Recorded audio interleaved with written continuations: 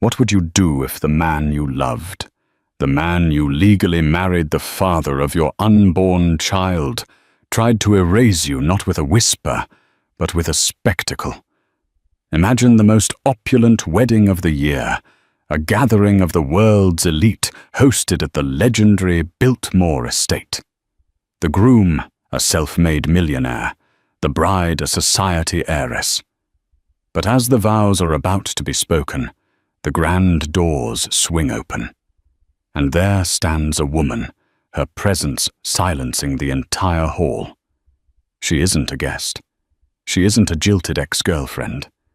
She's his wife, and she's holding the one thing that can turn the entire glittering affair to ash, the real marriage certificate. Amelia wasn't born into Julian Thorne's world of shimmering glass towers and silent electric cars. Her world had been one of warm, crowded coffee shops, the smell of old books, and the shared dream of building something from nothing. They had met 7 years ago. He was a junior analyst with eyes that burned with an ambition that both thrilled and frightened her. She was a freelance graphic designer who saw the brilliant, insecure man behind the cheap, oversized suit. They fell in love over microwaved dinners in her tiny Brooklyn apartment, their laughter echoing louder than the sirens outside. He'd trace the lines of her palm and swear that one day those hands would never have to work again. Their wedding wasn't in a grand ballroom. It was a simple, heartfelt ceremony at the New York City Hall, with 2 of their closest friends as witnesses. The certificate, a simple document from the state of New York, felt more valuable than gold. It was their foundation, the legal and emotional bedrock of their life together. Julian framed a copy and hung it in their bedroom. Us against the world, he'd whisper, kissing her forehead. And for a while, they were winning. Julian's ambition caught fire. His small tech startup, Thorne Industries, exploded. The Brooklyn apartment gave way to a sprawling penthouse overlooking Central Park. The cheap suit was replaced by custom-tailored Tom Ford. Amelia at first was his biggest cheerleader. She designed his company's first logo, celebrated every milestone, and grounded him when his ego threatened to soar into the stratosphere. But the higher he climbed, the more the air around him thinned. The man who once shared his deepest fears with her now spoke in quarterly reports and stock projections. Their intimate dinners were replaced by sterile charity galas, where she felt like another one of his prized possessions. Her simple elegance scrutinized by women dripping in diamonds.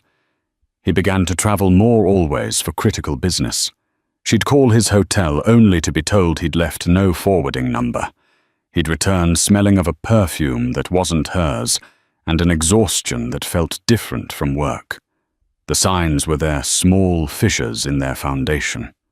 A second phone he tried to hide.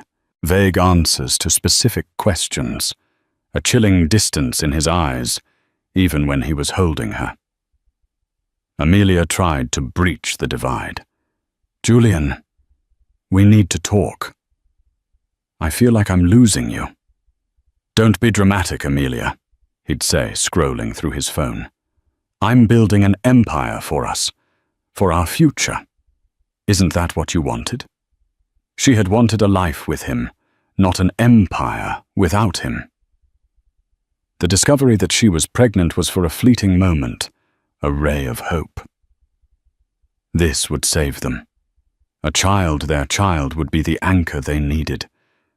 When she told him, his reaction was muted. He smiled, a practiced corporate smile that didn't reach his eyes.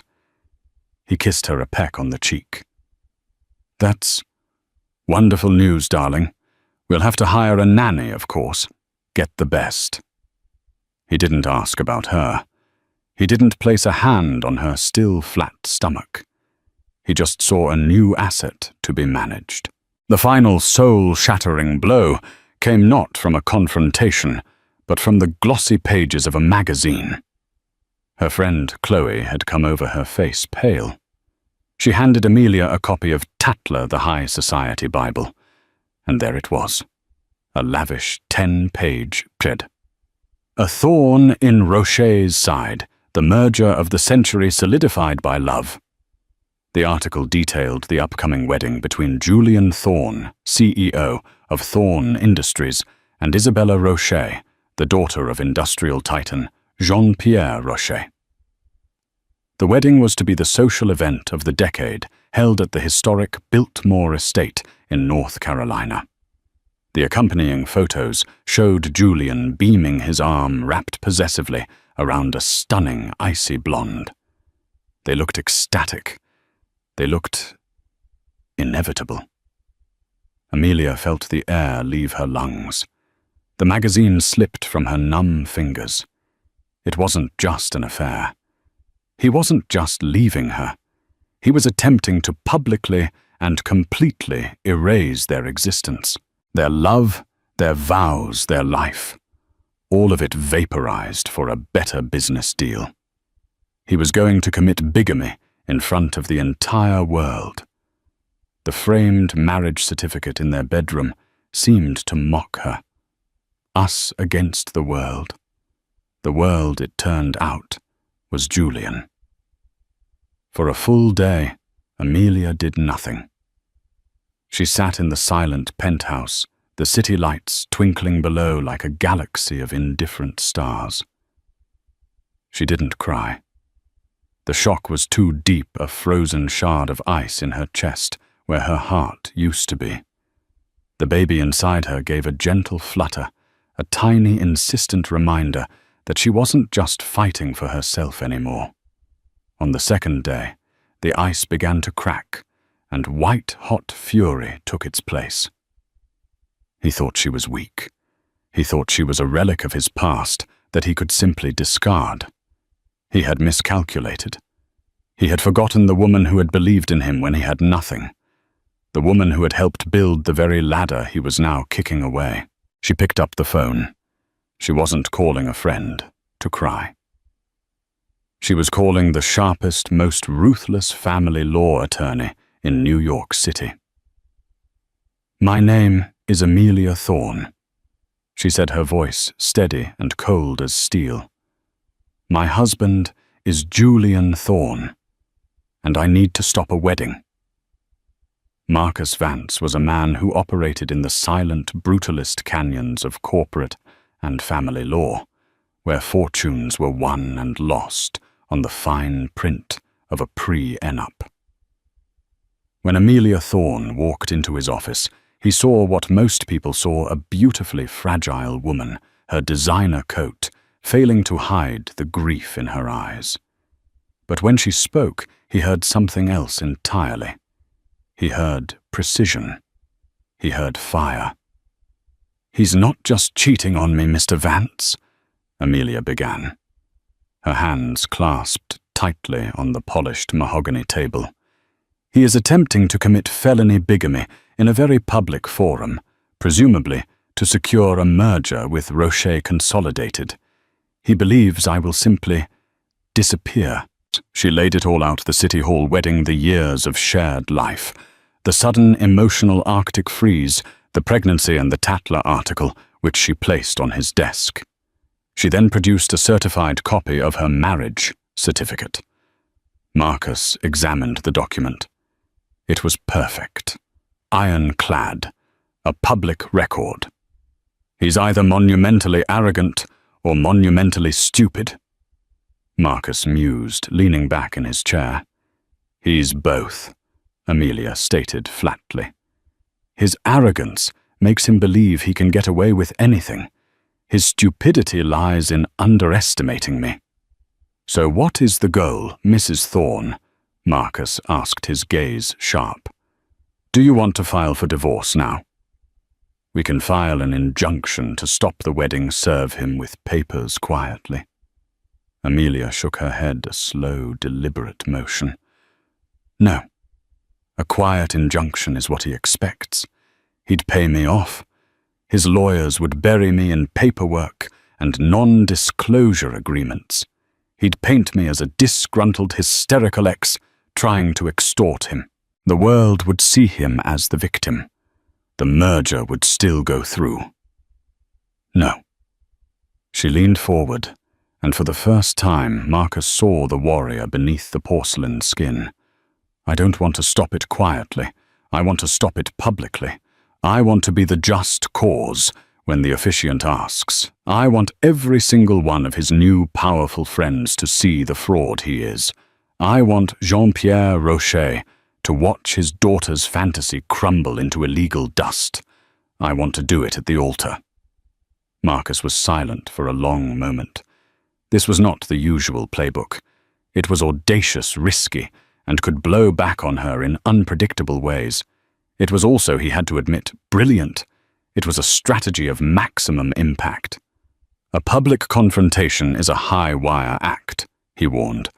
They will have security. They will try to remove you, discredit you instantly. Which is why you'll be there, Amelia countered. Not next to me, but as a guest. You'll have copies of all the legal documents. When they try to throw me out, you step in. Not as my lawyer initially, but as an officer of the court, preventing a felony from being committed in his presence. You will be my legal shield. Over the next 2 weeks, they planned the operation with the precision of a military campaign. Marcus filed the initial divorce proceedings, but put a hold on having them served. The filing created a legal timestamp, proving her actions were premeditated and not a crime of passion. They gathered evidence photos of Amelia and Julian from over the years, affidavits from the friends who witnessed their wedding financial statements, showing their intertwined assets. Amelia, meanwhile, underwent her own transformation. She stopped grieving the man he was and started strategizing against the man he had become. She ate meticulously for the baby's health. She practiced calming breathing exercises, and she researched every member of the Rocher family and the Thorn Industries board. She was no longer a victim. She was a tactician. Her choice of attire was critical. She wouldn't go in rags or in horse-mourning black. That would be playing the victim. She chose a dress of deep sapphire blue, a color of royalty and power. It was elegant, impeccably tailored, and designed to accommodate her barely there 4-month bump. It was a statement of quiet, undeniable presence. The day before the wedding, Amelia flew to Charlotte, North Carolina, checking into a modest hotel far from the opulent resorts where the wedding guests were staying. Marcus was in a separate hotel already on site. They communicated via burner phones. That night alone in her room, a wave of doubt washed over her. The memory of the young, hopeful Julian, the one who kissed her in the rain, came flooding back. Was this vengeful, dramatic act truly who she was? Her hand went to her stomach. The baby kicked a strong, reassuring thump. It was the answer she needed. This wasn't about revenge. It was about justice. It was about protecting her child from a father who would deny his very existence for profit. It was about claiming her own story, not letting him write it for her. She took out the original marriage certificate from its protective folder. The paper felt heavy, real. It was the one truth in a sea of glittering lies. She slid it into her clutch, a slender, elegant weapon. The next morning, she got ready. Her makeup was understated, but flawless. Her hair was swept into a graceful chignon. She looked in the mirror and saw not the heart-broken wife from 2 weeks ago, but a woman she didn't recognize, and one she deeply admired. She was calm. She was ready. As the chauffeured car she'd hired drove her towards the sprawling fairy-tale facade of the Biltmore estate, she knew this day would be the end of a chapter, but it would also be the explosive, unforgettable beginning of a new one. The Biltmore estate was even more breathtakingly ostentatious in person. It rose from the manicured North Carolina landscape like a French Renaissance chateau, a monument to old money, and today, to new lies. Hundreds of the world's wealthiest and most influential people milled about the grand lawn champagne flutes in hand, their polite laughter drowned out by the soaring notes of a string quartet. Amelia's car passed through the main security gate with an authentic-looking invitation Marcus had procured. She'd be just another face in the crowd until the moment was right. She walked through the throng of guests, a ghost from a life Julian had tried to bury. A few people gave her appreciative glances, noting the quiet elegance of her sapphire dress, assuming she was just another guest on the bride's side. The anonymity was a cloak. She found a position in the back of the grand hall, where the ceremony was to take place. The room was a symphony of white roses and lilies, their cloying scent thick in the air. A crystal chandelier the size of a small car hung overhead, casting a brilliant, unforgiving light on everything. Then the music changed. The guests hushed. At the far end of the impossibly long aisle stood Julian. He was immaculate in his tuxedo, his face beaming with triumph. He looked every bit the master of the universe. He caught the eye of Jean-Pierre Rocher in the front row and gave a confident nod. This was the pinnacle of his life's work. Then came the bride. Isabella Rocher was a vision in white, a cascade of designer lace and diamonds. She was beautiful poised and walking towards a man who was already married. A pang of something close to pity struck Amelia, but it vanished as quickly as it came. Isabella was no innocent. The gleam in her eye was one of victory. She had won the ultimate prize. Amelia's heart began to pound a frantic drum against her ribs. She took a slow, deep breath, her hand unconsciously moving to her stomach. "Stay calm. Your moment is coming." The ceremony was a blur of sanctimonious pronouncements about love, trust, and eternal union. Amelia felt a bitter laugh rise in her throat, but swallowed it down. Finally, the officiant, a serene-looking man, who was likely paid a fortune for his role in this charade, reached the pivotal moment. He smiled benevolently at the crowd. "Before these two are joined in matrimony, if there is anyone present who has any just cause why they may not be lawfully joined together, let them speak now or forever. Hold their peace." A beat of expectant silence. This was it. From the back of the hall, a single clear voice cut through the stillness. "I do." Every head swiveled. The collective gasp was a physical force. Amelia stepped out from the shadows of the rear archway. Her heels clicked with deliberate, measured slowness on the marble floor as she began to walk down the aisle, a solitary figure in deep blue moving against a tide of white. Julian's face went through a rapid, sickening series of transformations. First confusion, then disbelief. His eyes widened, his skin paling to a waxy grey beneath his expensive tan. Isabella looked at him, her perfect smile faltering. "Julian." "Who is that?" Beatrice Thorne. Julian's formidable mother, in the front row, shot Amelia a look of pure venom. "Security. Remove this woman at once." Two large men in black suits started moving towards her. But Amelia didn't stop. Her eyes were locked on Julian's. "You don't recognize me, Julian?" She called out, her voice not loud, but carrying in the acoustically perfect hall. It was the voice he heard every day for 7 years. "Perhaps you've forgotten. It's easy to forget things when you're so busy." She was halfway down the aisle now. The guests were on their feet, murmuring phones, starting to discreetly emerge. This was better than a soap opera. "My name," she announced, her voice gaining strength, "is Amelia Thorne, and my just cause for stopping this wedding." She paused, letting the silence stretch, "is the fact that Julian Thorne is already my husband." A wave of shock rippled through the room. Isabella let out a small, strangled cry and took a step back from Julian, as if he were suddenly radioactive. "She's lying." Julian finally found his voice, a strained, desperate bark. "She's a delusional ex-girlfriend I had years ago. She's obsessed. Security, get her out of here." The security guards reached for Amelia's arms. "I wouldn't touch her if I were you," a calm, authoritative voice said. Marcus Vance rose from his seat in the third row, straightening his tie. "Assaulting a pregnant woman tends to look very bad on the evening news."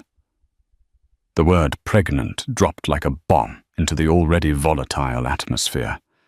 Isabella Rocher visibly swayed her hand, flying to her mouth. Jean-Pierre Rocher's face was a mask of thunder. "And she is not delusional," Marcus continued, walking, to stand a respectful distance from Amelia. "She is in fact the legal Mrs. Julian Thorne." "Prove it," Julian snarled, his composure shattering completely. "This is a pathetic shakedown." Amelia had reached the front. She was now standing just a few feet from them, the unholy trinity at the altar. She looked at Julian, her expression not one of hatred, but of profound, sorrowful disappointment. "You really should have remembered where you put this, Julian," she said softly. From her elegant clutch, she pulled out a folded document. With a flick of her wrist, she opened it. It was the original State of New York marriage certificate, the embossed seal gleaming under the chandelier light. "We were married on October 14th, 7 years ago, at New York City Hall. Our witnesses were Sarah and Ben Carter. I am 4 months pregnant with his child." Amelia said, her voice now resonating with absolute, unshakable truth. "This ceremony is a fraud. The man you are about to marry, Isabella, is a bigamist and a liar." She held up the certificate for all to see. In the dead silence of the hall, the only sound was the frantic clicking of a guest's phone camera, a sound that signaled the beginning of the end for Julian Thorne. The moment the certificate was revealed, the carefully constructed fantasy of the day didn't just crack. It detonated. The scene at the altar devolved into pure, unscripted chaos. Isabella Rocher stared at the document, then at Julian's ashen face, her own a canvas of dawning horror. "Julian," she whispered, her voice trembling. "Tell me this is a joke. Tell me she's a lunatic." But Julian was cornered, a trapped animal. His eyes darted from Amelia's unwavering gaze to Isabella's pleading face to her father's murderous expression. It's complicated," he stammered the worst possible answer. "Complicated!"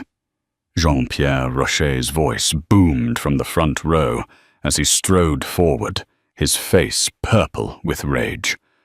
"My daughter's wedding is being crashed by your secret wife, who is carrying your secret child, and you call it complicated. You have 5 seconds to explain this before I personally tear your fraudulent empire apart." The guests were no longer even pretending to be polite. Phones were out everywhere, recording the magnificent social implosion. The string quartet had long since trailed off into a discordant squeak. Whispers turned into audible gasps and frantic speculation. "He's married to her. She looks so normal. Did you hear? She's pregnant. This is a bigger scandal than the Van Adler divorce." Julian, finally realizing his usual tactics of bluster and denial were useless, tried a new deflection. He rounded on Amelia, his face contorted with a vicious snarl. "You did this to ruin me. You were never happy with my success. You're a vindictive gold digger." Amelia didn't flinch. I was with you when your only gold was the filling in your tooth, Julian. I supported you. This isn't about your success. It's about your character, or the lack thereof." "Get out!" shrieked Beatrice Thorne. Julian's mother, her face a mask of fury. She lunged towards Amelia, her lacquered nails poised like claws. "You will not destroy my son." Before she could reach her, Marcus Vance stepped smoothly between them. "Ma'am, I suggest you calm yourself. What your son has done here constitutes attempted bigamy, a Class E felony in this state. My client is the victim here. Every person with a camera phone is a witness. I strongly advise the Thorne family to stop talking." His words, calm and laced with legal menace, had a chilling effect. Beatrice froze. Jean-Pierre Rocher, a man who understood the language of legal and financial consequence better than anyone, took a deep, shuddering breath. He looked at Julia with utter contempt. "The deal is off," he said, his voice low and deadly. "The merger is dead. You will be hearing from my lawyers. You have publicly humiliated my daughter and attempted to defraud my family. I will see to it that by this time next year, the name Thorne Industries is nothing but a footnote in bankruptcy filings." He turned his back on Julian and wrapped a protective arm around his now sobbing daughter. "Let's go, Isabella." The Rocher family, a formidable unit, turned and began to walk away, a clear and public declaration of war. The dam broke. The guests, sensing the spectacle was over and not wanting to be caught in the fallout, began to flee as if the building were on fire. The hall, once filled with the promise of a glorious union, was now a scene of mass exodus. White roses were trampled underfoot. A forgotten champagne flute lay shattered on the floor. Julian stood alone amidst the wreckage, his perfect tuxedo now looking like a costume on a broken mannequin. He looked at Amelia, his eyes filled not with remorse, but with a horrifying, venomous hatred. This was all her fault. In his mind, she was the author of his destruction, not his own actions. "You will regret this, Amelia," he hissed, his voice barely a whisper. "I will leave you with nothing. You and that thing inside you." The threat, so raw and cruel, finally pierced Amelia's armor of calm. For a second, fear flickered in her eyes. But then she looked past him at the empty aisle, at the wilting flowers, at the ruins of his ambition. He had already lost. He just didn't know it yet. "You have nothing left to take, Julian," she said, her voice quiet but firm. She turned Marcus at her side and began to walk away, leaving him standing alone at the altar of his own making. As she passed the last pew, she could hear the first siren in the distance. The media had arrived. The story was just beginning. The Biltmore estate was no longer a fairy tale castle. It was a media siege camp. News vans with satellite dishes crowded the majestic entrance. Reporters shouted questions, their camera flashes like machine gun fire. Marcus, a master of navigating such chaos, had arranged for a private security team to escort them out through a service exit and into a waiting black SUV. As they sped away, Amelia finally let out the breath she felt like she'd been holding for 2 weeks. Her body slumped against the leather seat, the adrenaline beginning to ebb, leaving a profound, hollow exhaustion in its wake. "It's done," she whispered. "The public part is," Marcus corrected gently, handing her a bottle of water. "The private war is about to begin. He's not just going to roll over." He was right. By the time they landed back in New York, Julian had already launched his counteroffensive. A statement was released by a high-priced crisis PR firm. It painted Amelia as an emotionally disturbed and estranged wife from whom Julian had been separated for years. It claimed the divorce was imminent, and that Amelia's actions were a desperate and calculated attempt to extort a larger settlement. It was a classic smear campaign designed to muddy the waters and salvage what little was left of his reputation. Amelia felt a surge of nausea that had nothing to do with her pregnancy. He was trying to gaslight the entire world. They gathered in Marcus's office, which they now referred to as the War Room. It was stark white, overlooking the city, a sterile command center for the messy battle ahead. "His play is obvious," Marcus said, pacing in front of a whiteboard. "He'll file a motion to have you psychologically evaluated. He'll claim you're unfit. He'll try to use the pregnancy against you, saying your hormones are making you unstable. He wants to discredit you as a witness to his own life." "But we have the marriage certificate, the photos, the witnesses," Amelia argued, her voice rising. "And he has millions of dollars to hire lawyers who can create doubt out of thin air," Marcus countered. "We need more leverage, something he can't spin, something that hits him not in his reputation that's already shot, but in his wallet and his ego." For the next few days, Amelia felt like she was drowning in legal documents and strategic discussions. Julian served her with divorce papers, so aggressive they bordered on harassment, demanding full custody of the unborn child he had publicly denied, and claiming she was an unfit mother.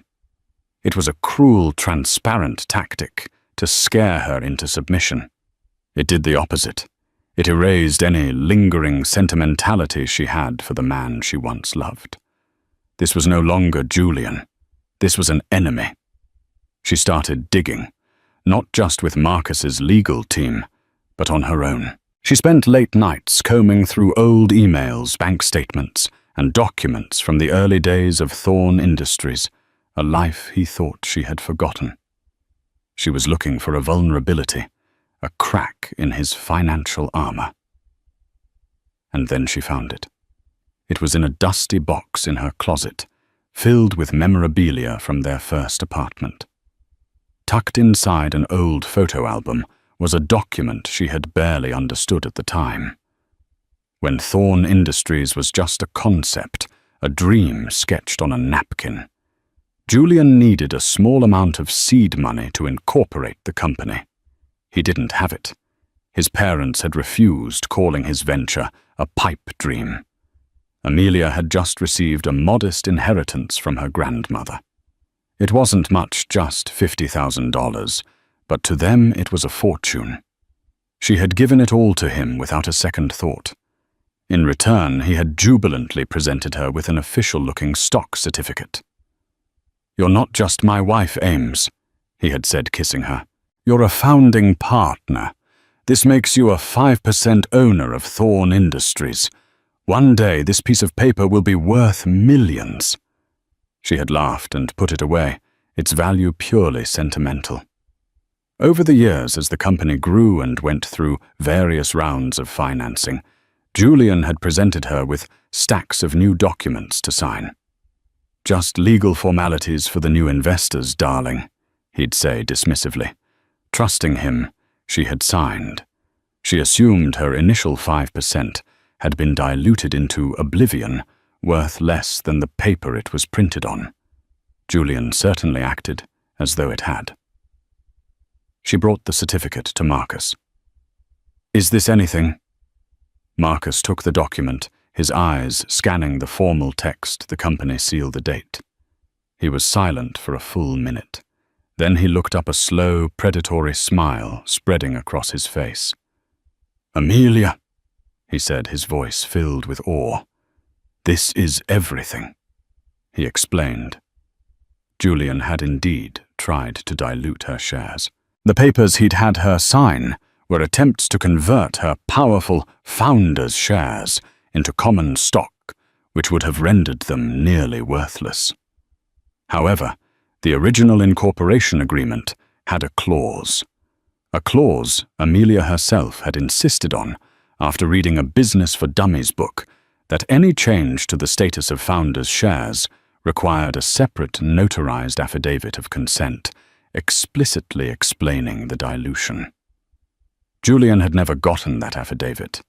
In his arrogance, he thought the sheaf of papers he'd had her sign was enough. He had buried the truth under a mountain of jargon, assuming she would never check. "According to this," Marcus said, tapping the certificate, "you are not a 5% owner of the current Thorn Industries.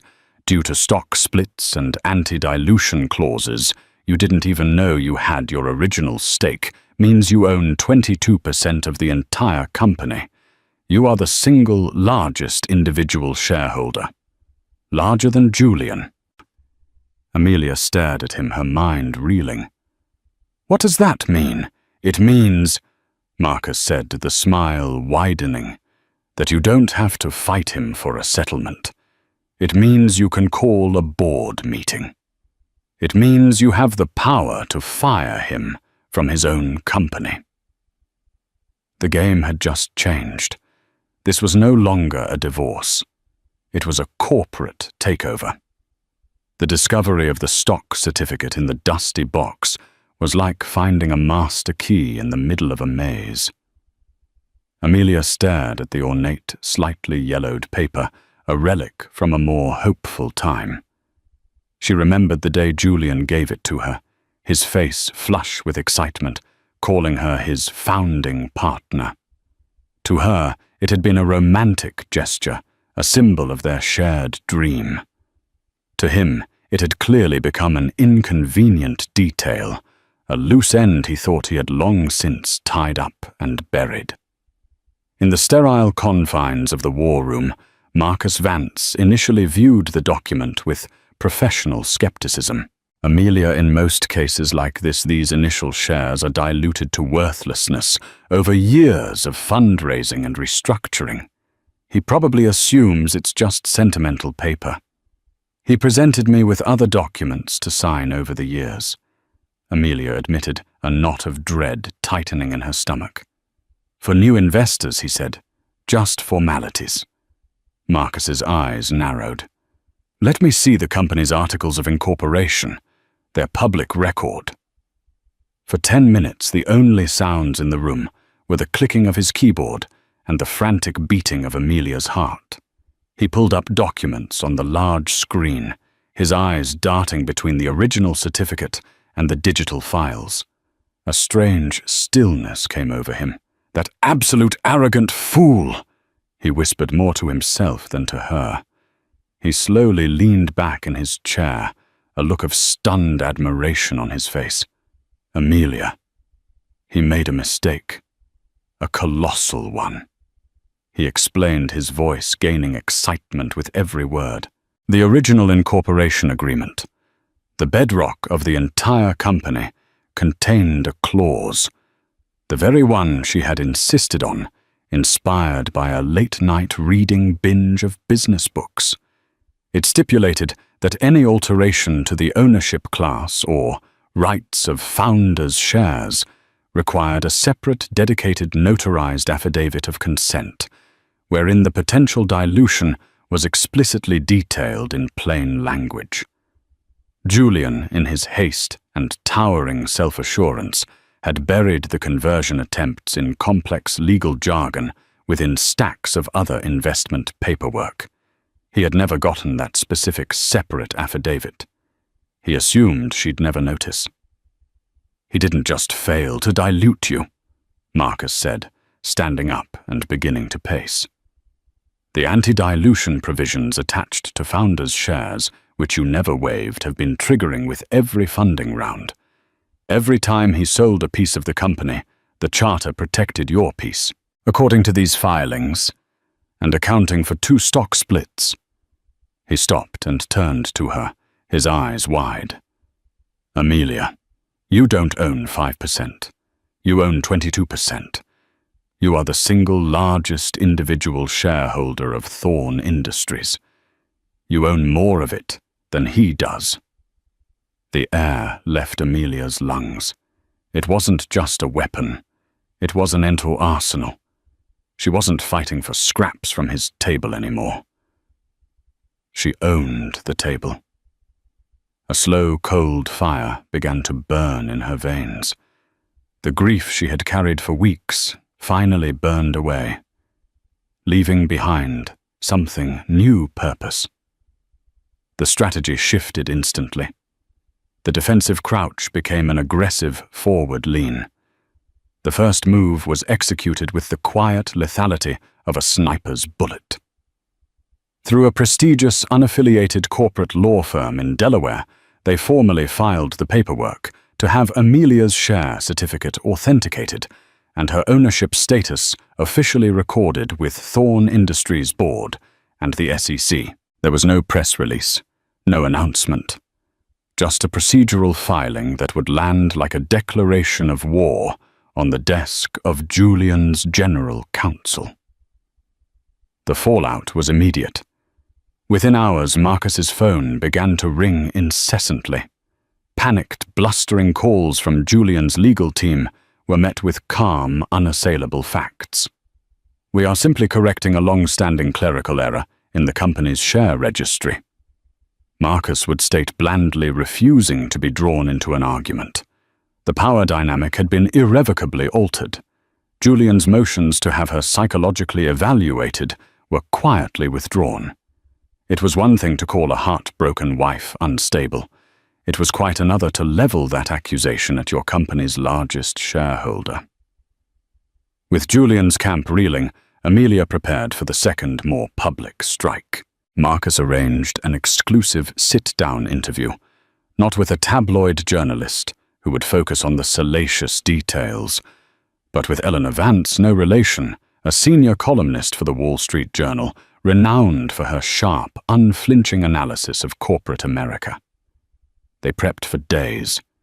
Amelia wouldn't be a woman scorned. She would be a guardian of shareholder value. Dressed in a severe but elegant grey suit, she met the journalist in a neutral hotel conference room.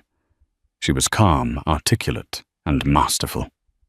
"Ms. Thorne," the journalist began, "the world knows about the events at the Biltmore. Your husband's camp has painted it as a domestic dispute spilling into public view." "That is the narrative Mr. Thorne would prefer," Amelia responded coolly. "However, I am not here today as a wife.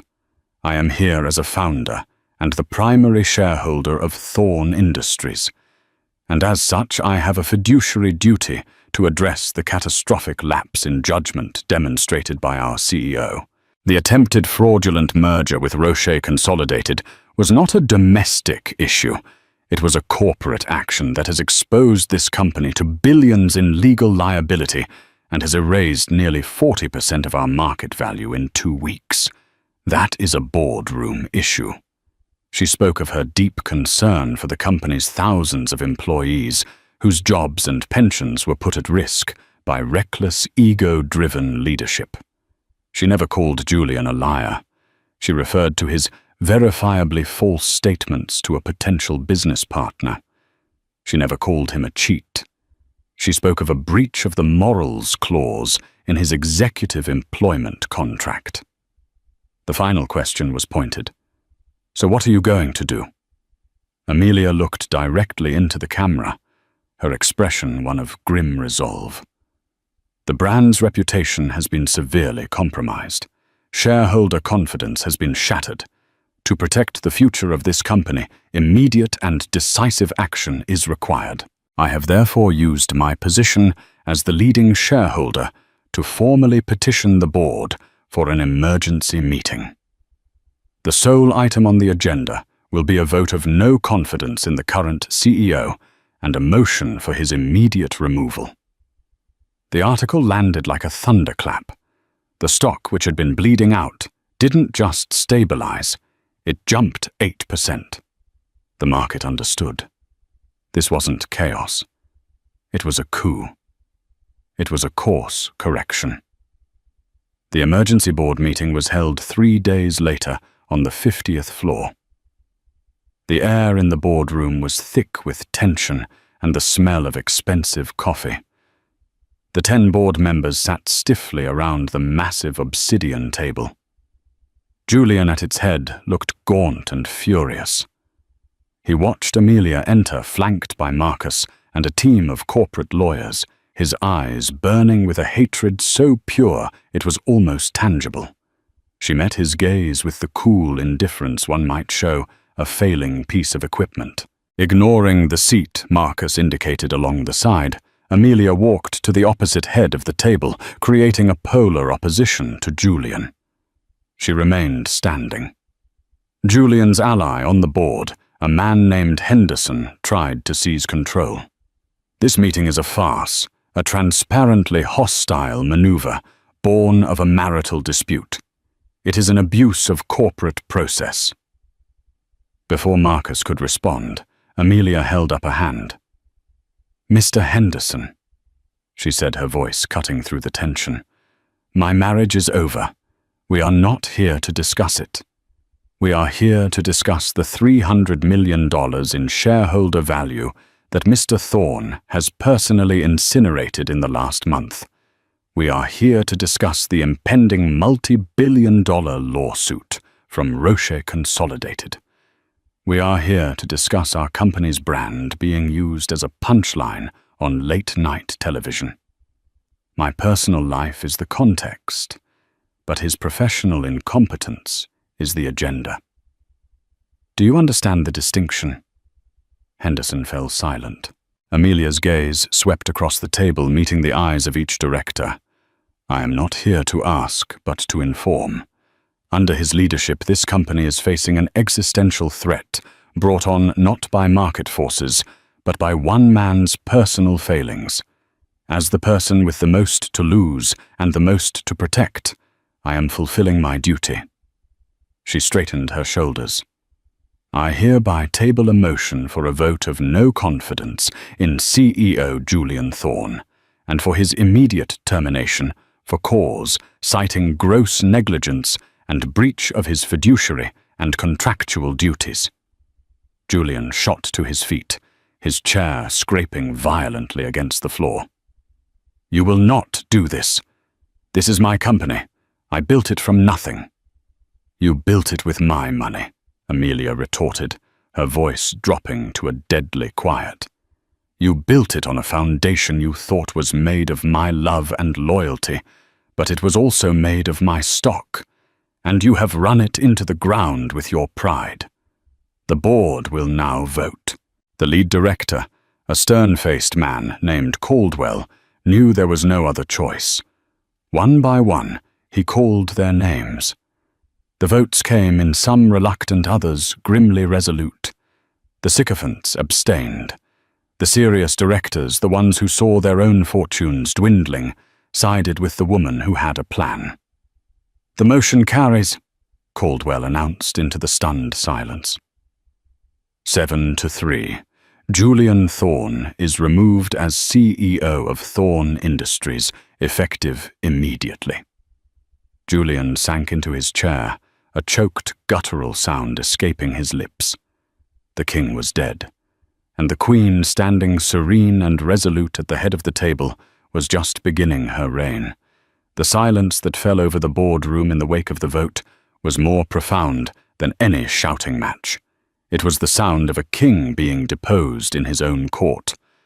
Julian Thorne, who had entered the room, a titan, seemed to shrink before their very eyes. The bespoke suit that had once projected power now hung on him, like a costume for a part he could no longer play. He stared at Amelia, his eyes a swirling vortex of disbelief, hatred, and for the first time a sliver of genuine fear. The lead independent director cleared his throat, the sound unnaturally loud.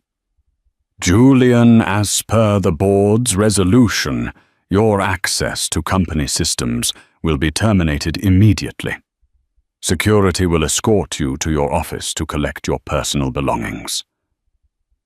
The walk from the boardroom to his office was the longest of Julian's life.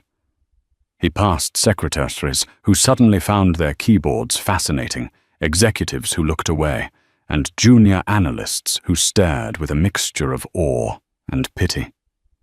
These were the people who had feared him, revered him, and envied him. Now he was a ghost haunting the halls of his own fallen empire. Amelia did not watch him go. She remained in the boardroom, coolly discussing transition logistics with the board, her voice the calm epicenter of the storm he had created. Her victory was not in his humiliation, but in her own quiet, unassailable control. For their final meeting, Amelia chose the battlefield of their shared history, the sprawling penthouse overlooking Central Park. When Julian arrived, he found it cold and sterile. The vibrant art they had collected was gone, replaced by pale squares on the walls. The custom furniture was shrouded in white dust sheets, giving the room the atmosphere of a mausoleum. It was a home no longer merely a high-value asset, awaiting liquidation. He was a trespasser in his own past. Amelia stood by the floor-to-ceiling windows, a silhouette against the glittering cityscape. She didn't turn when he entered. She let the silence stretch, forcing him to confront the emptiness he had wrought. Her hand rested protectively on her now prominent baby bump, a clear and present symbol of the future he had discarded. Finally, he broke. "What do you want, Amelia?" His voice was a rasp, stripped of its usual confidence. "You've taken my company. You've taken my reputation. You've won. What's the point of this final spectacle?" "This isn't a spectacle, Julian," she replied, her voice soft but echoing in the cavernous room. She turned to face him, her eyes clear and devoid of the hatred he expected. What he saw was far more devastating. It was pity. "This is an exit interview. I wanted to look you in the eye one last time, not as my husband or my enemy, but as the co-founder of a life we once planned to build." She gestured to the shrouded furniture. "I remember when we bought that sofa. You were so proud because it was the first thing we bought that wasn't from a second-hand store. You told me it was the beginning of our empire. An empire for us." She took a step closer, her gaze unwavering. "You were the one who turned our life into a business, Julian. A series of assets and liabilities. So I learned to speak your language. I'm just here today to finalize the dissolution of our partnership." He flinched, the words striking him more painfully than any shout. "So what are the terms? What pound of flesh do you want now? I don't want your flesh. I want my freedom. And more importantly, I want my child's," she stated. "So here are the terms of your surrender. First, the divorce will be uncontested. You will not fight it. You will not delay it. You will sign whatever is put in front of you. The settlement will be generous, drawn from your personal assets, the accounts and properties that predate my involvement on the board. I am leaving you with more than enough to disappear and start again. I am not leaving you destitute. That was your plan for me, not mine for you. Second, she continued, her voice hardening, you will sign away any and all legal claim and parental rights to this child. You will have no custody, no visitation, no contact, ever." A flicker of his old entitled self ignited. "You can't do that. He's my son. My blood." "Is he?" Amelia's voice was laced with ice. "You stood before God and 1,000 people and prepared to commit a felony, an act that would have legally declared this child illegitimate. You stood in that grand hall and called him a thing inside me. You don't get to claim him in the dark after you denied him in the light. This isn't a punishment, Julian. It's a protection. I am protecting my son or my daughter from a father who sees love as a liability and family as a merger opportunity. They deserve to be cherished, not leveraged. The child will bear the Thorn name because it is a legacy I have now cleaned and redeemed. They will inherit the better part of it. Finally," she said, walking over to a starkly modern coffee table the only piece not covered by a sheet. On it sat a single thick folder. "You will sign this. It's a mutual non-disclosure and non-disparagement agreement, ironclad and perpetual. You will never speak of me or my child to anyone. Not to the press, not to your friends, not in a tell-all memoir 10 years from now. You will become a ghost, and in return I will afford you the same courtesy. The world will move on, and Julian Thorne will simply be a business footnote." He stared at the folder, a bitter, broken laugh escaping his lips. "And if I refuse? What if I decide to drag this through the mud for years?" Amelia looked at him, not with anger, but with a weary finality. "I truly hoped you wouldn't ask that, but I planned for it. If you refuse, then tomorrow morning, as acting chairwoman of the board, I will authorize a full deep-dive forensic audit of Thorne Industries, covering the entire period of your CEO tenure. We'll bring in the best investigative accountants in the country." She let the threat hang in the air. "I wonder what they'll find. Perhaps we could start with the undeclared corporate accounts in the Cayman Islands you used for the Rocher deal's preliminary gifts, or the millions in consulting fees paid to shell corporations that trace back to your mother. Or maybe just the simple common fraud of using corporate funds for the down payment on Isabella's ridiculous engagement ring. I was your partner for 7 years, Julian. I know where you cut the corners." She saw the blood drain from his face. She had him, completely. "You have 2 paths, and you will choose one now. You can sign this folder, take your millions, and vanish with some dignity intact.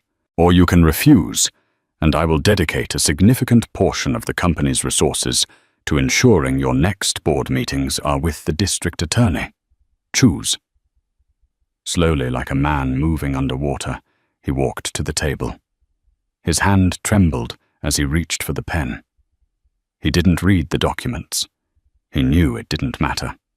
He signed page after page, his signature, once a bold assertion of power, now the hurried scrawl of a defeated man. He pushed the folder back towards her and turned to leave a stooped figure silhouetted against the door. He didn't look back.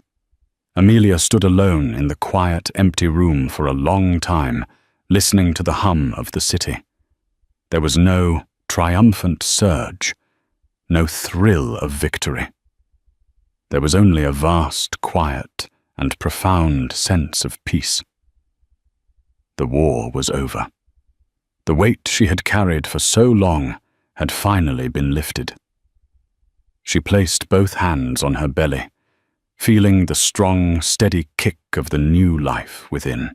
This was her true north, the reason for the fight, the purpose for the victory. Her future was no longer an empire of glass and steel, but one of unconditional love and limitless possibility. She wasn't a scorned wife or a corporate raider. She was Amelia Thorne, a mother, and she was finally, irrevocably free. In the end, this wasn't just a story about a wedding crashed or a cheater exposed. It was a story about the immense power that lies dormant in those who are underestimated. Amelia Thorne walked into that hall as a victim and walked out as a victor, not because of revenge, but because she chose to fight for her truth with intelligent strategy and unwavering courage. She proved that the strongest foundations aren't built on money or fame, but on integrity and self-worth. She didn't just reclaim her life. She rebuilt an empire on her own terms for the future of the one person who mattered most, her child. What would you have done in her shoes? Let us know in the comments below. If you were captivated by Amelia's journey from heartbreak to power, please give this video a like, share it with someone who loves a story of ultimate justice, and be sure to subscribe to our channel for more unforgettable stories of strength, drama, and empowerment. Click that notification bell so you never miss a single moment. Thank you for listening. What happens when the person everyone ignores is secretly the most brilliant one in the room? For years, she was his beautiful, silent accessory, a living ornament he paraded at parties. Tonight was no different. At the most exclusive gala of the year, surrounded by billionaires and titans of industry, he laughed at her. He mocked her simple passions in front of everyone, cementing her role as the insignificant wife. But he made one fatal mistake. He did it in a room full of secrets, in front of a man who saw not what she was, but everything she could be.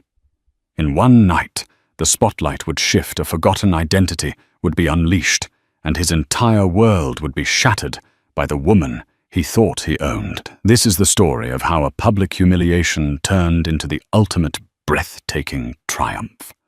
The invitation was embossed on cardstock, so thick it felt like a wafer of ivory. Alistair Blackwood cordially requests the presence of Mr. and Mrs. Richard Sterling at the Starlight Gala. For Richard, this was a summons to his natural habitat, another arena to assert his dominance in the cutthroat world of tech private equity. For his wife Isabella, it was the annual ritual of being put on display. Richard Sterling was a man carved from ambition and arrogance. He had built his firm Sterling Ventures from the ground up, and he never let anyone, especially Isabella, forget it. He saw the world in terms of assets and liabilities, and Isabella, with her quiet grace and art history degree, had been a prime acquisition. She was beautiful, poised, and came from a respectable family, the perfect accessory to soften his sharp corporate edges. "Isabella, are you ready?" His voice boomed from the bottom of the grand curving staircase of their Manhattan penthouse. It wasn't a question, it was a command disguised as one. She took one last look in the full-length antique mirror. A woman stared back at her, draped in a deep sapphire gown that shimmered like a troubled sea. Diamonds. A fifth anniversary gift from Richard glittered coldly at her throat. She looked the part, Mrs. Sterling. But the woman inside, the one who used to spend hours lost in the Uffizi gallery, who could tell a Caravaggio from a Gentileschi by the play of shadow on a single fold of cloth, was a ghost in this reflection. "Wear the blue," he had instructed. "It matches the new Porsche." He hadn't looked at her when he said it, his eyes fixed on the stock market ticker scrolling across his phone. She descended the stairs, the silk of her dress whispering against the marble. Richard stood waiting impeccable in a Tom Ford tuxedo. He gave her a cursory glance, a swift appraisal that was more quality control than spousal admiration. "Good," he said, adjusting his bow tie. "Remember tonight, darling, we're sitting at Blackwood's table. That means less talk about your hobbies and more smiling. Can you do that for me?" Her hobbies were the remnants of her former life. She volunteered at a small museum downtown, helping with archival work, and spent her weekends visiting galleries, soaking in the art she could no longer professionally engage with. Richard called it her little charity project. He found it quaint, a harmless way for her to fill the hours between spa appointments and Pilates. "Of course, Richard," she replied, her voice smooth and practiced, betraying none of the familiar ache in her chest. The drive to Alistair Blackwood's estate on Long Island was a silent lecture. Richard detailed who would be there. Jack Carmichael, the shipping magnate, an old-money Vanderbilt heir, and most importantly, Kenji Tanaka, a Japanese tech billionaire. Richard was desperate to bring in on his next fund. "Tanaka is traditional," Richard explained, his eyes on the road. "He values, supportive wife. So when he speaks to you, keep it simple. The weather, the lovely party. Don't start on one of your art tangents. It bores people, Izzy. My name is Isabella, she said, softly, more to herself than to him. He hadn't called her Isabella in years. It was always Izzy, a diminutive name for a diminutive role. As their car swept up the long, lamp-lit driveway, the Blackwood estate emerged from the darkness like a sleeping giant. It was a palace of granite and glass, a monument to new money, so vast it dwarfed the old. Valets in crisp uniforms scurried to open doors. The air buzzed with the low thrum of expensive cars, muffled laughter, and the distant pulse of a string quartet. Richard stepped out immediately, clapping a hand on the shoulder of a senator. He was instantly in his element, a shark in a tank of other sharks. Isabella followed a beautiful ship in his wake. She clutched her small beaded handbag, her knuckles white. She felt a familiar wave of invisibility wash over her. Here she was not Isabella Rossi, the scholar who graduated summa cum laude with a thesis on pigment degradation in Renaissance frescoes. She was just Richard Sterling's wife, a lovely, silent placeholder. He turned back to her for a moment, his smile a tight, practiced thing for the cameras. All right, darling. Showtime. Just follow my lead, and for God's sake, try not to look so terrified. You're my wife, not a hostage. He chuckled at his own joke, a harsh, grating sound. But as she stepped into the blinding light of the grand ballroom, past the towering ice sculptures and the cascades of white orchids, Isabella couldn't shake the feeling that she was, in fact, both. The grand ballroom of the Blackwood estate was a breathtaking spectacle of calculated excess. Chandeliers dripping with crystals like frozen waterfalls cast a fractured golden light over the 300 guests. The air was thick with the scent of lilies and expensive perfume, a heady cocktail mixed with the low hum of powerful conversations. Where fortunes were made and reputations were broken between sips of vintage champagne. Richard navigated the room with predatory ease, pulling Isabella along by the elbow. He introduced her with a possessive flourish. "This is my wife, Isabella." He never added more, as if her name and her connection to him were the only relevant facts. The men would shake her hand, their eyes gliding over her before returning to Richard, the true center of gravity. The women would offer air kisses and compliments on her dress, their gazes sharp and assessing, cataloguing her worth in carats and couture. They finally reached their designated place of honor, Alistair Blackwood's table. Blackwood himself was a formidable presence, a man in his late 60s with silver hair and the unnervingly still eyes of a hawk. He greeted Richard with a firm handshake, and Isabella with a polite, dismissive nod. The guest of honor, Kenji Tanaka, sat to Blackwood's right, a slight older man with an inscrutable expression. The conversation was a verbal chess match. They spoke of market caps, geopolitical risks, and emerging technologies. Isabella sat in perfect practiced silence, a serene smile fixed on her face. She took small sips of water, her mind drifting to a small, dusty painting she had seen in a gallery that morning. A landscape with clouds, so perfectly rendered they felt heavy with rain.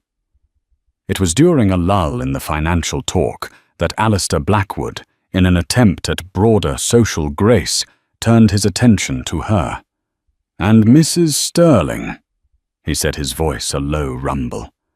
"Richard tells me you're a patron of the arts, a noble pursuit." Before Isabella could form a reply, Richard laughed. It wasn't a warm, inclusive laugh. It was a sharp, dismissive bark that drew the attention of the entire table. "Oh, Alistair, you're too kind," Richard said, waving a hand. "She keeps herself busy, our Izzy does. Spends her days hunting for dusty old things in museums. I keep telling her she should be hunting for bargains on Madison Avenue. It would yield a better return on investment." A few people at the table offered polite, sycophantic chuckles. Kenji Tanaka's face remained impassive. Isabella felt a hot flush of shame creep up her neck. It was one thing to be dismissed in private, but to have her passion so casually mocked in front of these people was a fresh kind of cruelty. He had reduced her life's love to a frivolous shopping habit. He wasn't done. Just last week she came home all excited about what was it, darling? Some cracked paint on a portrait of a fat Dutch merchant. He looked at her, his eyes gleaming with condescending amusement, expecting her to play along, to be the butt of his charming joke. "Tell them." It was quite the story. The spotlight was on her. 10 pairs of powerful eyes were fixed on her, waiting. Her throat felt tight. She wanted to shrink, to disappear into the sapphire folds of her dress. But then she caught her own reflection in the polished silver of a water pitcher. She saw the woman in the diamond necklace, the silent accessory, and for the first time in a long time, a spark of rebellion flickered within her. She lifted her chin, her practiced smile melting away to be replaced by something cooler, more composed. "It was a study of craquelure, Richard," she said, her voice clear and steady, cutting through the low hum of the room. "The specific web-like pattern of cracking in the paint's gesso layer. This particular pattern suggested it was of the 17th century Dutch school, but the brushwork in the lace collar was inconsistent with the techniques of the supposed artist. It was likely a forgery." Silence. The explanation was too technical, too precise. Richard's smile faltered. He had expected a flustered, giggling response, not a miniature lecture. He tried to recover, to reclaim the joke. "See? What did I tell you, a regular art detective?" He laughed again, louder this time, but it sounded forced. "Frankly, I wouldn't know a Rembrandt from a Rorschach test. I leave the pretty pictures to my wife." He leaned over and patted her hand in a gesture that was meant to look affectionate, but felt brutally patronizing. "That's why she's here, to look pretty." The humiliation was complete. He had not only belittled her intelligence, but reduced her entire existence to her appearance. The polite chuckles died, replaced by a slightly uncomfortable silence. Alistair Blackwood raised an eyebrow, and Kenji Tanaka took a slow, deliberate sip of his wine, his dark eyes resting on Isabella for just a moment longer than necessary. It was in that moment of crushing silence that a new voice entered the conversation, smooth as velvet, and accented with the melodic cadence of northern Italy. "On the contrary, Mr. Sterling," the voice said, "a discerning eye that can spot a forgery is infinitely more valuable than one that can only spot a price tag." All heads turned. Standing just behind the table was a man who had not been there moments before. He was tall and lean, with silver threading his dark hair at the temples.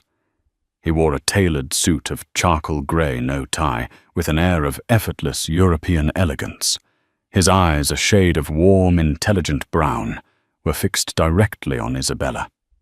Richard, flustered by the interruption, blustered, "And you are—" The man's lips curved into a subtle smile, but his eyes never left Isabella's.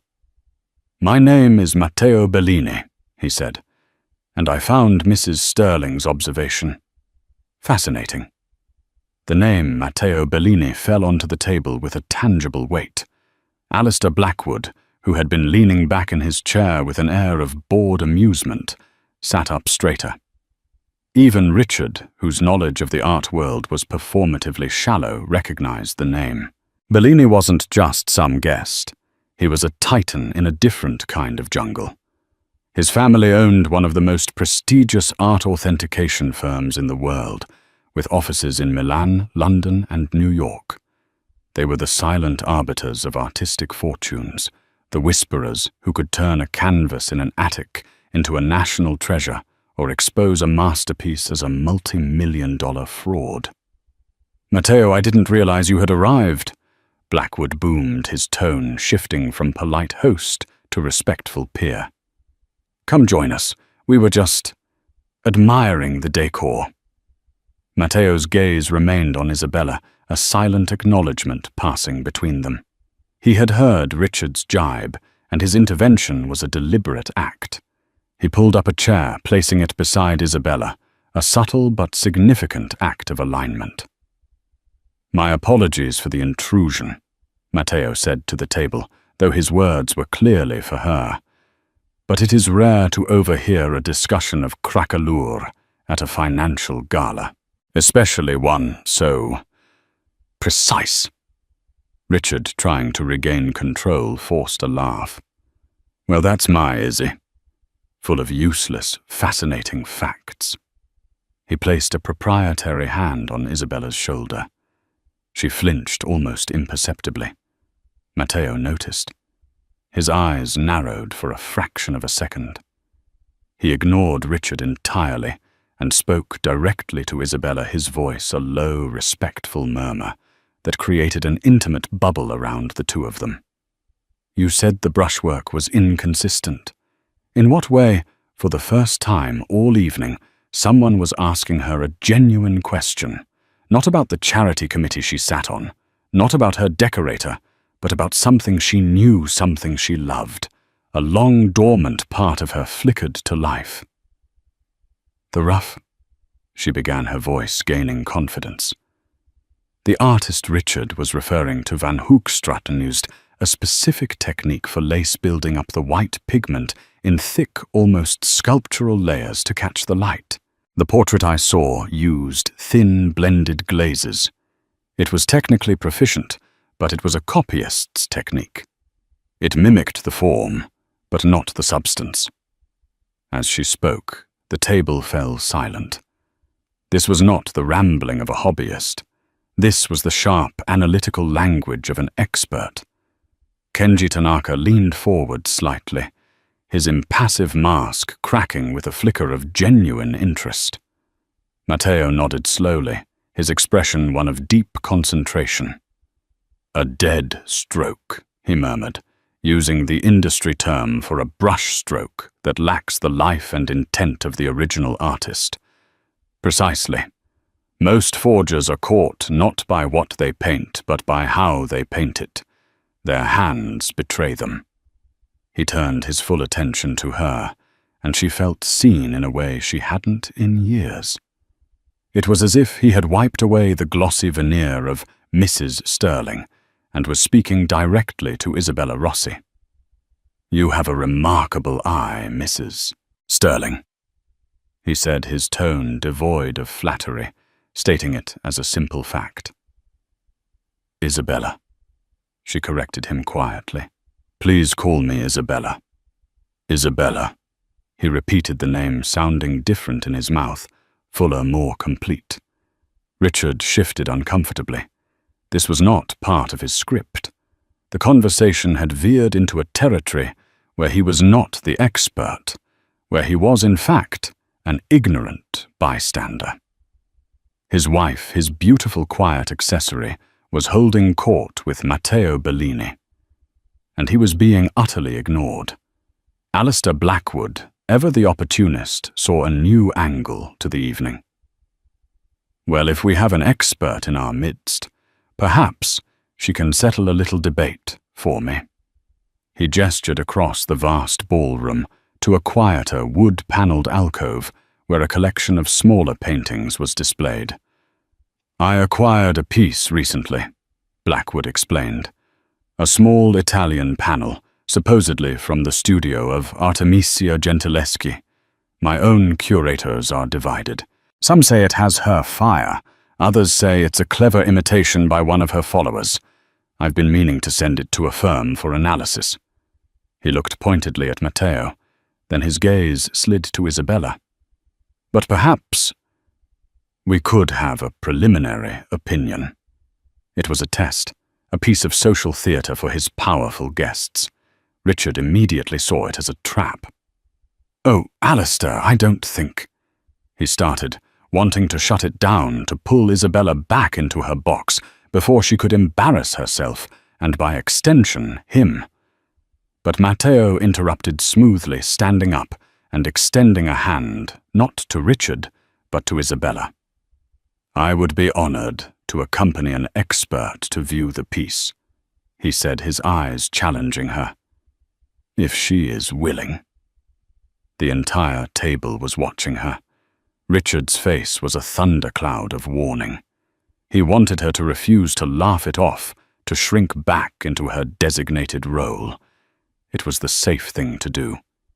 But the sting of his public mockery was still fresh. The warmth of Matteo's intellectual respect was a heady, forgotten tonic. She looked at Richard's furious face, then at Matteo's waiting hand. For a decade she had followed her husband's lead. Tonight she chose a different path.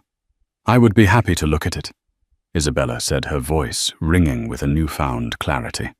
She placed her hand in Matteo's, stood up, and let him lead her away from the table, leaving her husband sitting there silenced and utterly bewildered. The alcove was an oasis of quiet in the roaring sea of the party. The air was cooler here, smelling of old wood and beeswax. The paintings were lit with a soft, focused light, each a small world unto itself. Alistair Blackwood, Matteo, and a curious Kenji Tanaka followed Isabella, while Richard trailed behind, his posture stiff with indignation. A small crowd of intrigued onlookers began to drift in their direction, sensing a shift in the evening's entertainment. Blackwood gestured to a small, dark painting on the wall. It depicted the biblical scene of Judith beheading Holofernes, a subject favored by Artemisia Gentileschi. The painting was dramatic, full of visceral emotion, but it was muted, as if seen through a veil of grime and aged varnish. "This is it," Blackwood announced. "My people say the canvas and stretcher are period-correct, 17th century Bologna. The pigments are inconclusive without a full chemical analysis. The provenance is murky lost after the Napoleonic Wars, until it resurfaced at a minor auction in Lyon." Isabella stepped forward, her earlier nervousness replaced by a deep, focused calm. This was her world. She was no longer a guest at a party. She was a scholar in front of a puzzle. She leaned in her eyes, scanning the surface with an intensity that made everything else in the room fade away. She didn't see the crowd gathering behind her. She didn't see Richard's scowling face or Matteo's encouraging gaze. She saw only the paint. She spent a full 2 minutes in complete silence. Her head tilted, her eyes, tracing the flow of the brushstrokes, the subtle interplay of light and shadow, the chiaroscuro that was a hallmark of the Caravaggisti painters, like Gentileschi. "May I?" she asked, gesturing to a small, powerful penlight that one of Blackwood's security guards held. He handed it to her without question. She angled the light across the surface of the painting, a technique called raking light, which reveals the topography of the paint, the texture, the impasto. The onlookers murmured, impressed by her professionalism. Richard just crossed his arms, his jaw tight. "What do you see, Isabella?" Matteo asked softly, his voice a low anchor in the charged silence. Isabella took a deep breath. "I see a problem," she said, her voice resonating with authority. She pointed the beam of light at the face of Judith's maidservant, who was partially obscured in shadow. "Gentileschi was a master of depicting fabric," she explained, her voice clear and didactic, as if she were lecturing to a class of graduate students. The folds of a sleeve, the weight of a velvet cloak, she gave them life texture. "Look here." She traced the light over the maidservant's sleeve. "The folds are hesitant. They're technically correct, but they lack conviction. They describe the shape of an arm, but they don't convey the tension of the muscle beneath. It's a copyist's work, someone painting from a drawing, not from life." A whisper went through the small crowd. Blackwood's own curator, a man named Peterson, who had joined the group, nodded grimly. This was the argument he had made. Richard saw an opportunity to end this, to bring her back to heel. "So it's a fake," he said loudly with an air of finality. "A good one, but a fake. Mystery solved. Shall we get back to the champagne?" "I didn't say it was a fake," Isabella countered without looking at him. Her focus was absolute. "I said the maidservant was painted by a different hand." She moved the light to the main figure, Judith. The woman's face was a mask of grim determination, her arms taut with the effort of her grisly task. "But this is different." Her voice dropped, filled with a sudden, breathless awe.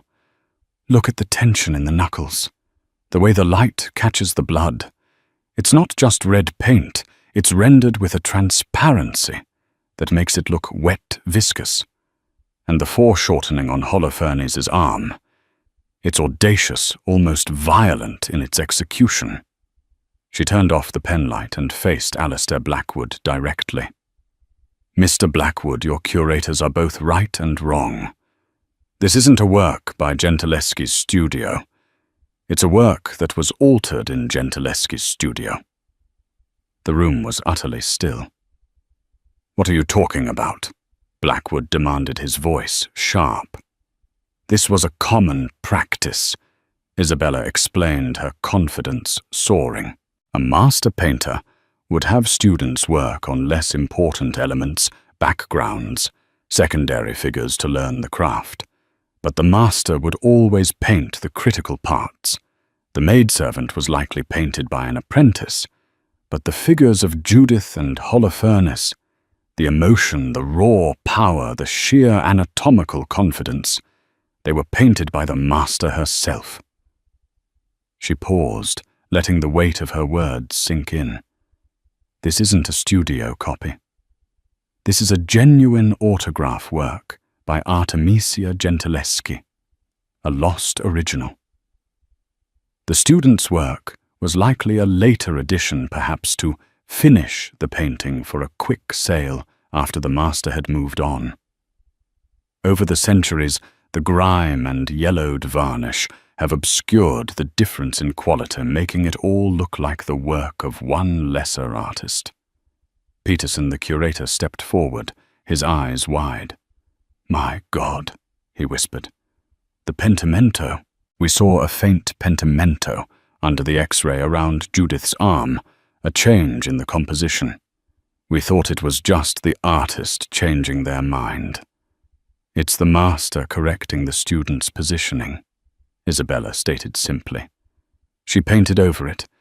It's her signature, more real than any name in the corner. The spotlight had now fully irrevocably shifted. It was no longer on Richard Sterling, the titan of finance, or Alistair Blackwood, the powerful host.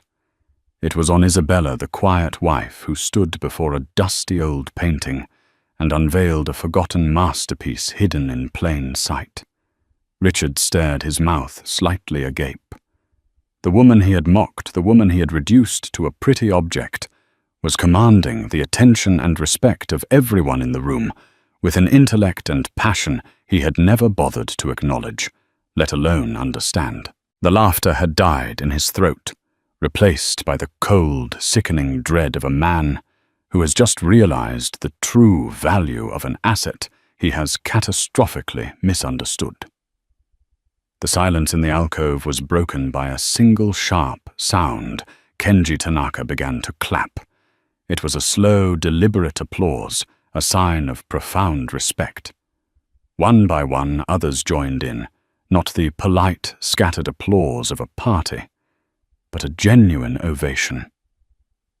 Alistair Blackwood stared at Isabella. his hawk-like eyes filled with a new avaricious light. He was not looking at his guest's wife.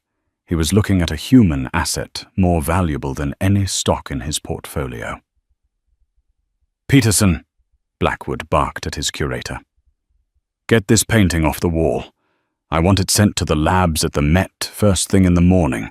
Full spectral analysis, X-ray the works, and I want Isabella to consult." It was a command, but also an offer. A job. Richard, snapping out of his stupor, tried to reclaim the narrative. He stepped forward, putting his arm around Isabella's shoulders, a gesture of proud ownership. "That's my wife," he said, his voice a little too loud, a little too hearty. "Always knew she had a good eye." Isabella stiffened under his touch and subtly stepped away, breaking the contact.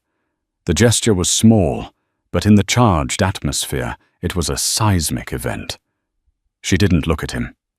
Her attention was on the painting and the two men who understood its significance.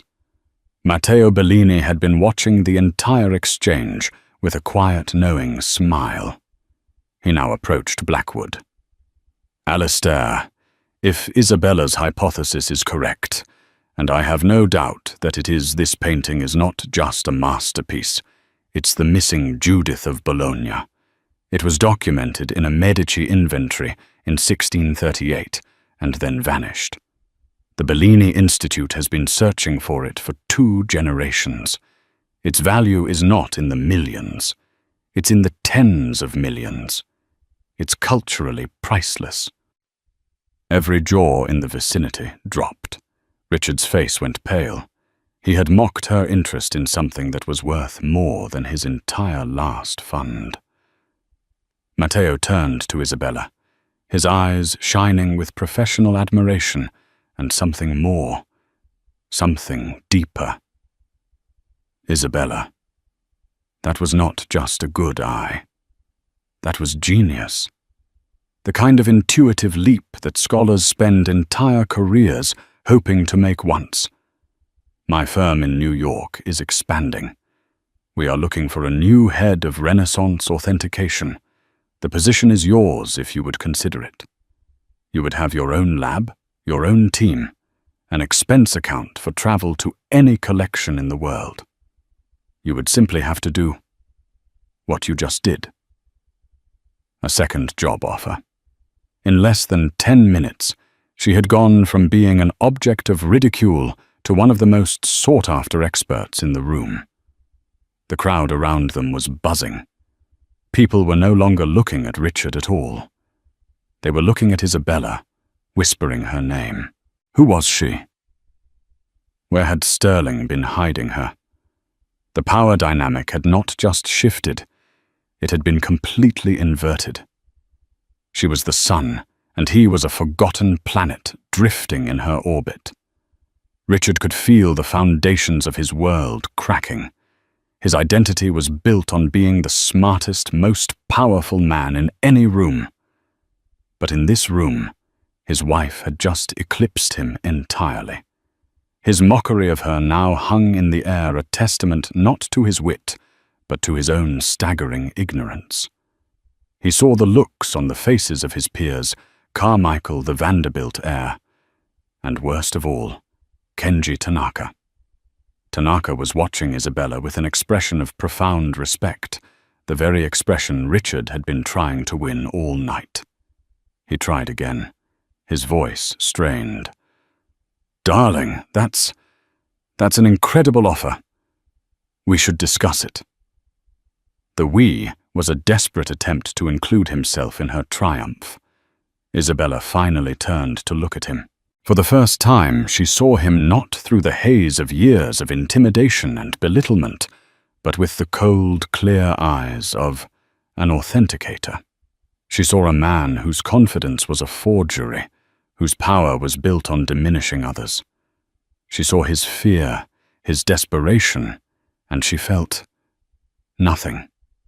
The ache in her chest, the one that had been her constant companion for a decade, was gone. "There is nothing to discuss, Richard." she said, her voice quiet but firm, carrying the finality of a gavel strike. She then turned back to Matteo and Alistair Blackwood, a small, genuine smile gracing her lips for the first time that night. "Gentlemen," she said, "I believe you both have my contact information. I would be delighted to speak with you further. Next week."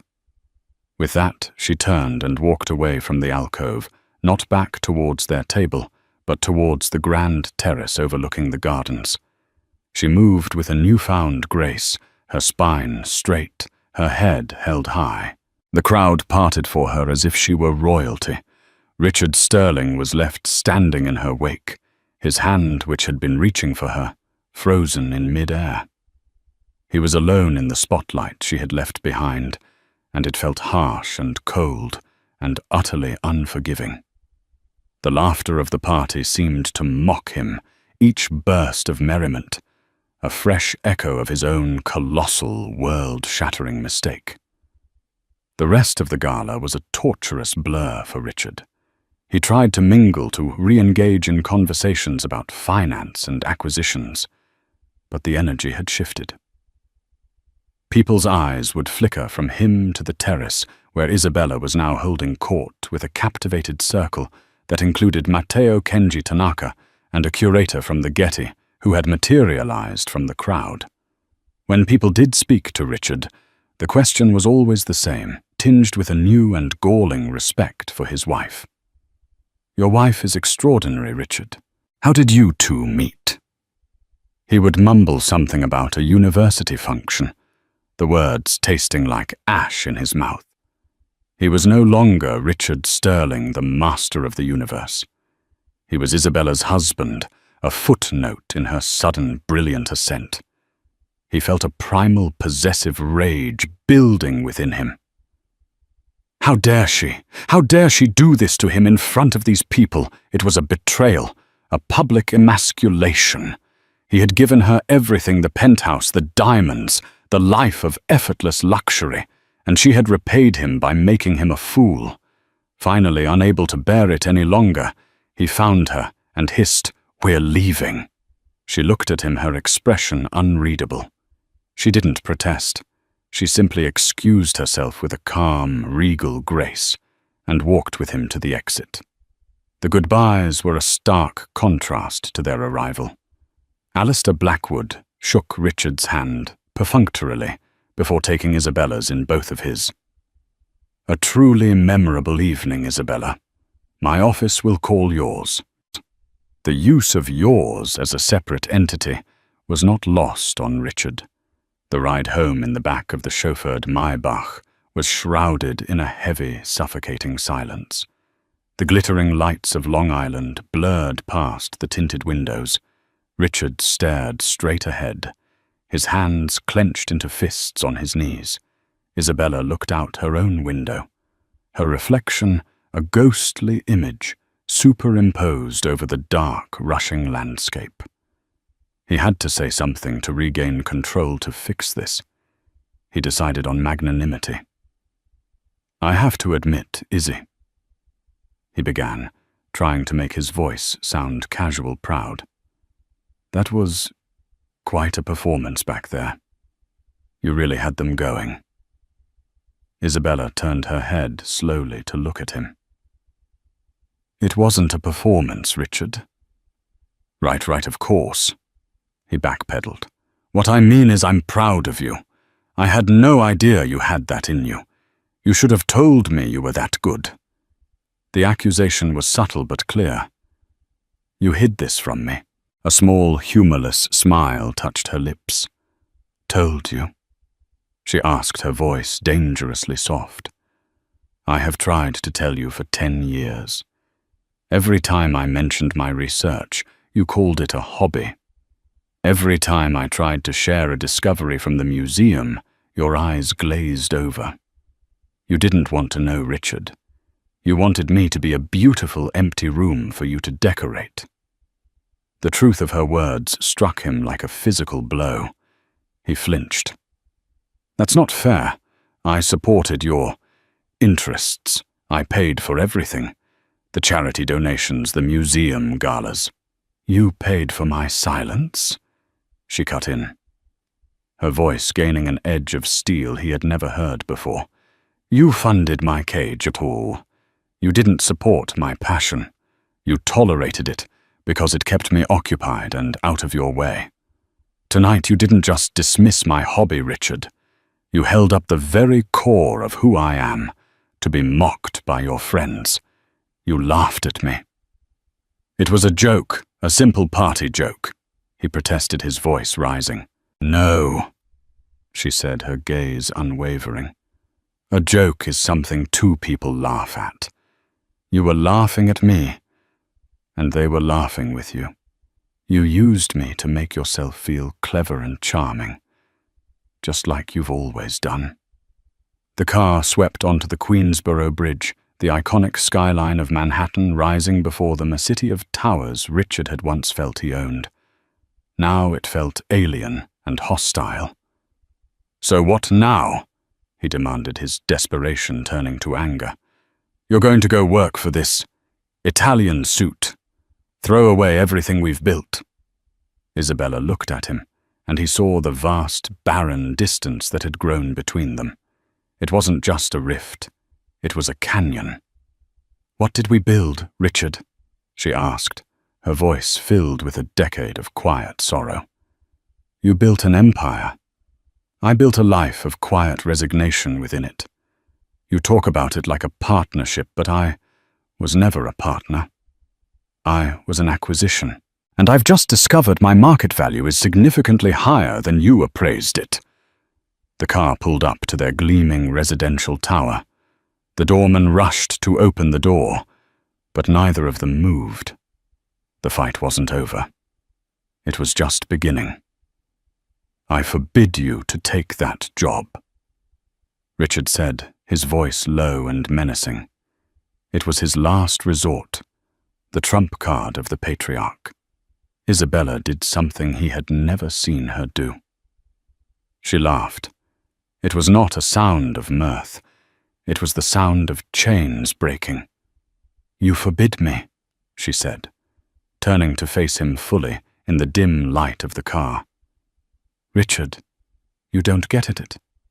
The woman you could forbid from doing things ceased to exist tonight. She died on the floor of that ballroom right after you told a table of your friends that she was only there to look pretty. You are looking at a stranger now. She opened her own door, stepping out into the cool night air, without a backward glance. He watched her walk into the building, her spine straight, her steps sure. He had entered the party as a king with his queen on his arm. He was leaving it a jester alone in the back of his gilded limousine, choking on the echoes of his own laughter. The penthouse, which had once been Richard's monument to his own success, became his gilded prison. For 3 agonizing days, he and Isabella coexisted in a silence so profound it seemed to have a physical weight, absorbing all sound and warmth. The vast, sun-drenched rooms felt cold, the polished marble floors like sheets of ice. He'd hear the quiet click of her shoes on the staircase, the soft rustle of her turning a page in the library, and each small sound was a reminder of the colossal, unbridgeable chasm that had opened between them. He tried to fix it the only way he knew how with money. On the first day, he had a flat velvet box from Harry Winston, delivered by special courier. Inside, nestled on a bed of white satin, was a diamond bracelet, a river of flawless stones, so brilliant it hurt to look at. He left it on the antique console table in the foyer, a silent, extravagant apology. It remained there untouched, its opulent sparkle, a mockery of his attempt. It was not a peace offering. It was just another expensive link for a chain she was no longer willing to wear. On the second day, he tried nostalgia. He secured a last-minute reservation at Per Se, the site of their first anniversary, a place of hushed reverence and astronomical prices. He left the confirmation note on her pillow. An hour later, an email from the maitre d' landed in his inbox. "Dear Mr. Sterling, we are sorry to hear you will not be able to make your reservation. Mrs. Sterling cancelled it a few moments ago." He stared at the screen, the words blurring. She was not just rejecting his offerings, she was actively dismantling the framework of their shared life. He was losing. The realization was no longer a quiet dread, but a screaming panic in the back of his mind. This wasn't just a marital spat. This was an extinction-level event for his ego. He thought of the whispers that must already be slithering through the city's elite social circles. The story of the gala was too good, too dramatic to remain contained. He would be the punchline, the man who owned a treasure and called it a trinket. On the afternoon of the fourth day, he came home early, a desperate plan forming in his mind to whisk her away to their villa in Lake Como, to trap her with luxury and memory until she submitted.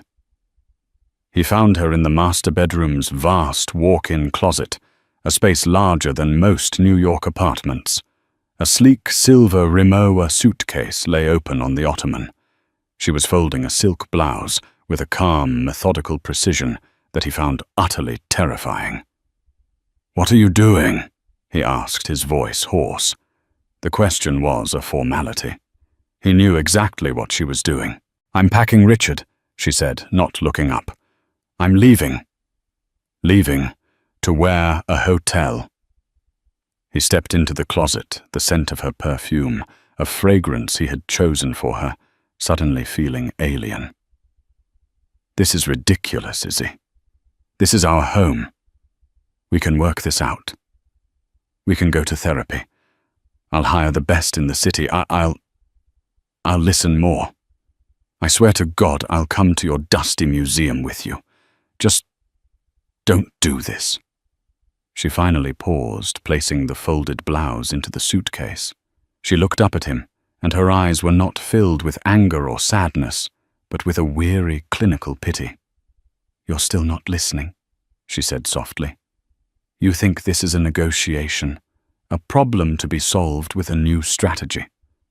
You think you can fix us by allocating a few hours of your precious time to my interests, as if it were a portfolio you'd neglected.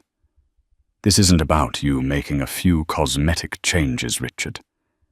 This is about me remembering who I was before my name was Sterling." She closed one half of the suitcase and opened the other, beginning to arrange her shoes. "For 10 years I let your definition of me become my reality. The elegant wife, the gracious hostess, the quiet patron. It was a beautiful portrait, I suppose, but it was a forgery, and I was the one living inside it." She straightened up and walked past him out of the closet and into the bedroom. He followed her, a sense of powerlessness washing over him, a feeling so foreign it made him physically dizzy. "I spoke with Matteo Bellini this morning," she said, picking up her handbag from the chaise lounge. "I've accepted his offer. I'm moving to our guest apartment downtown for now. My new office will arrange for the rest of my things to be collected next week." She paused, then delivered the final blow. "My flight to Milan for my first assignment, a private collection with 2 potential Caravaggios, is on Friday." Milan. The word echoed in the cavernous room. "You can't—" He stammered the words, feeling weak and useless. "Your life is here. Everything you have is because of me." She turned to face him, a small, sad smile on her lips. "You're right. Everything I have is because of you. The clothes, the jewelry, the address. But everything I am, I had that long before we met. And I'm going to get it back." She looked around the opulent room at the silk wallpaper and the priceless antiques. "My life was never here, Richard. My life was paused here. You didn't see me. But that night at the party, So many people saw me. And for the first time in a decade I saw me. And I want to get to know her again without the varnish. He reached for her arm, his last desperate attempt to physically restrain her to hold on to his possession. I love you, Izzy. The words felt clumsy, ill-fitting in his own mouth, a currency he hadn't traded in for years. She didn't pull away. She simply looked down at his hand on her arm, then back up at his face. Perhaps you did in your own way, she said, her voice softening, not with forgiveness, but with a final heart-breaking clarity. You loved the idea of me. You loved the painting of a wife that you hung on your arm for all the world to see. But the real canvas underneath, the one with all the texture and the complex shadows and the hidden light, you never even bothered to look. She gently removed his hand from her arm. Goodbye, Richard. And with that, she walked out of the bedroom. He listened to her footsteps recede down the long hall, the decisive click of the front door latch echoing through the silent penthouse. It was the sound of his world ending. The weeks that followed were a masterclass in social and professional humiliation. Kenji Tanaka's multi-billion-dollar family office formally withdrew their 9-figure investment from his new fund, the excuse a polite but transparent fiction about re-evaluating European market exposure. The true reason was whispered at the exclusive clubs he frequented. Tanaka did not invest with fools. Richard started getting disinvited to the intimate dinners and weekend retreats that were the true nexus of power in his world. He was still on the A-list for the big charity galas, but he was no longer at the head table. He had become a social liability. His world shrank to his office and the cavernous penthouse. He saw her name everywhere, now proudly Isabella Rossi. An article in Art Forum magazine featured a glowing profile of the Bellini Institute's brilliant new hire. There was a photo of her in a lab in Florence, smiling, pointing at something on a screen, her eyes alight with a fire he hadn't seen since they first met. She looked younger, happier, more vibrant than she ever had as Mrs. Sterling. 6 months after she left, he was served with divorce papers. His lawyer was ecstatic. She's not coming after the company, the real estate, or your portfolio. It's the cleanest break I've ever seen. Isabella's request was simple. She wanted her maiden name restored and one single piece of marital property. It was a small, dark painting he had bought at a charity auction years ago at her insistence. A moody, atmospheric seascape by an unknown 19th-century British artist. He had always hated it, finding it depressing, and it had been relegated to a storage unit in New Jersey for years. "Give it to her," Richard spat, signing the papers with a flourish.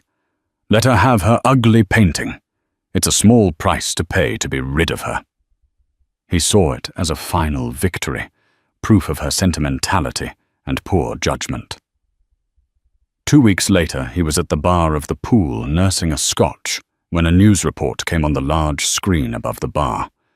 A well-known anchor was speaking. In the art world, it's being called the discovery of the decade. The screen cut to a press conference at the Met. And there she was, Isabella. She stood beside an easel that held the very same ugly seascape. It looked different now, cleaned and properly lit, the colors deeper, the storm-tossed waves seeming to churn with life. "Expert Isabella Rossi," the anchor was saying, "who acquired the painting in a recent divorce settlement, suspected it was more than it appeared.